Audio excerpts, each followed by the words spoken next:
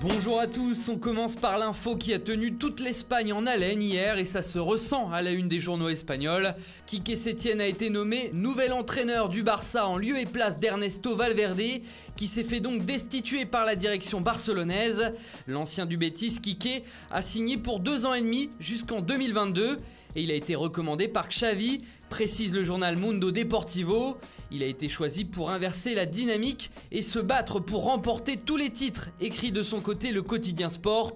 À Madrid, Quique Setién est vu comme un extincteur par le journal AS qui vient éteindre l'incendie à Barcelone, ce qu'explique également le média madrilène Marca. Selon celui-ci, Valverde a été viré comme un malpropre. C'est impossible de faire pire, titre même le quotidien, puisque tout comme nous, Valverde a appris dans la presse qu'il devait prendre la porte. Personne ne l'avait prévenu à Barcelone.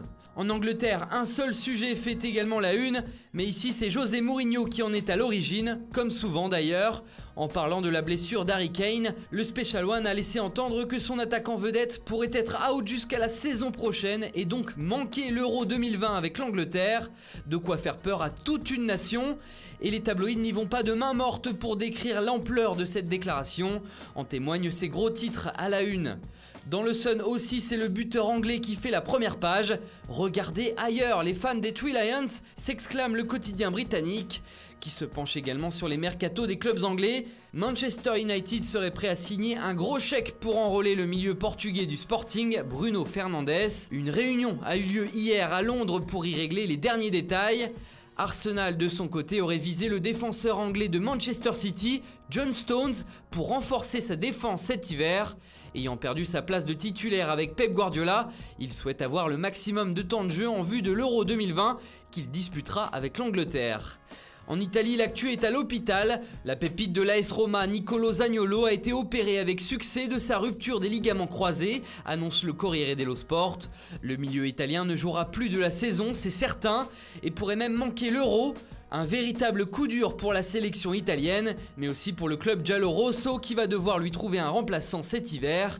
Et justement, si la Gazzetta dello Sport affiche les muscles saillants de Cristiano Ronaldo à sa une, on y voit aussi le nom du remplaçant de Zaniolo à la Roma. Le club de la capitale italienne se pencherait actuellement vers Matteo Politano de l'Inter.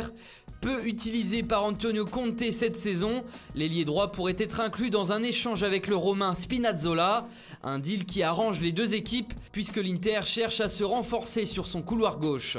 Et puis on termine en France où le journal L'Équipe consacre son édition à l'Olympique de Marseille.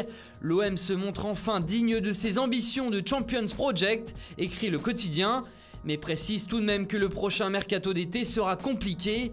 En effet, même en cas de qualification pour la prochaine Ligue des Champions, il ne faudra pas s'attendre à des folies sur le marché des transferts. La direction olympienne devra d'abord vendre avant d'acheter pour rééquilibrer ses comptes.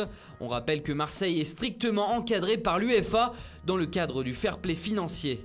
Voilà, c'est tout pour aujourd'hui. Bonne journée à tous et à très vite sur Foot Mercato.